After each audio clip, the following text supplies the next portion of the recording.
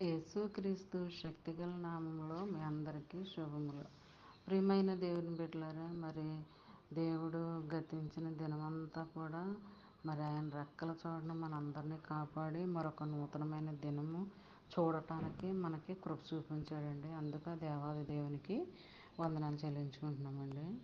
మరి ఈ దినము దేవుడు మనకిస్తున్న వాగ్దానాలు ఇప్పుడు కూడా ఆరోగ్యకరమైన వాగ్దానాలండి. ఇప్పుడు జీవంగల వాగ్దానాలండి. యెషయా గ్రంథంలో ఉన్న వాగ్దానాలన్నీ కూడా జీవంగల వాగ్దానాలండి. అవి చదువుకున్నప్పుడు మనకి తృప్తికరంగా ఉంటుందండి, మనసుకి ప్రశాంతంగా ఉంటుంది.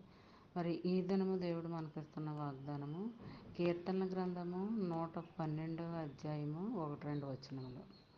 యెహోవాను స్తుతించుడి, యెహోవా యందు భయభక్తులు గలవాడు ఆయన ఆజ్ఞలను బట్టి అధికముగా ఆనందించేవాడు ధన్యుడు. వాని సంతతి వారు భూమి మీద బలవంతులగుదురు, యథార్థవంతుల వంశపు వారు దీవింపబడుదురు అని ఉందండి. మరి ఇక్కడ మనము ఈ వాగ్దానాన్ని, చిన్న వాగ్దానాన్ని ఆలోచించుకుంటూ ధ్యానించుకుంటూ ఉంటే మన సంతానం అంటండి భూమి మీద ఇసుక రేణువుల వలె విస్తరింప చేస్తానని అంటున్నాడు, బలవంతులుగా చేస్తానని అంటున్నాడు, యథార్థ వంశపు వారుగా దీవిస్తానని అంటున్నాడు. అంటే అబ్రహాంకి ఎలాగిచ్చాడండి వాగ్దానము? నీ సంతతిని ఇసుక రేణువుల వల్ల విస్తరింప చేస్తానని అన్నాడు కదా. అలాంటి వాగ్దానమే మరి ఈ రోజు కూడా దేవుడు మనకి చూపిస్తున్నాడండి. మరి ఆయన పట్ల మరి భయభక్తులు కలిగి ఉండాలి, ఆజ్ఞలను అనుసరించుకుంటూ ఉండాలి, వాక్యానుసారంగా నడుచుకుంటూ ఉండాలండి. అప్పుడే మరి మీరు ధన్యులు అనబడతారని దేవుడు వాగ్దానంలో మనకి చెప్తున్నాడు అనమాట అండి. మరి ఆజ్ఞలను బట్టి అధికంగా ఆనందించేవాడు ధన్యుడు అని అంటున్నాడు. మరి ఆజ్ఞానుసారంగా మనం నడుచుకోవాలి. ఆజ్ఞల్ని ఎప్పుడు మైండ్లో పెట్టుకుంటూ ధ్యానించుకుంటూ ఉండాలి.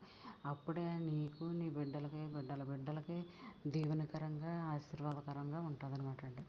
మరి ఆయన దగ్గర నుంచి మనం దయను కృపను పొందుకోవాలి, కానీ శాపాలు పొందుకోకూడదండి. ఎప్పుడూ కూడా మరి చిన్న చిన్న వాగ్దానాలు మనం మైండ్లో పెట్టుకుని ధ్యానించుకుంటూ చదువుకుంటూ ఉంటే నీకు ఆ దినమంతా నువ్వు చేసే ప్రతి పనిలోనూ దేవుడు నీకు సహాయకరంగా ఉంటాడు, తోడుగా ఉంటాడు, అండగా ఉంటాడు, నీడగా ఉంటాడు.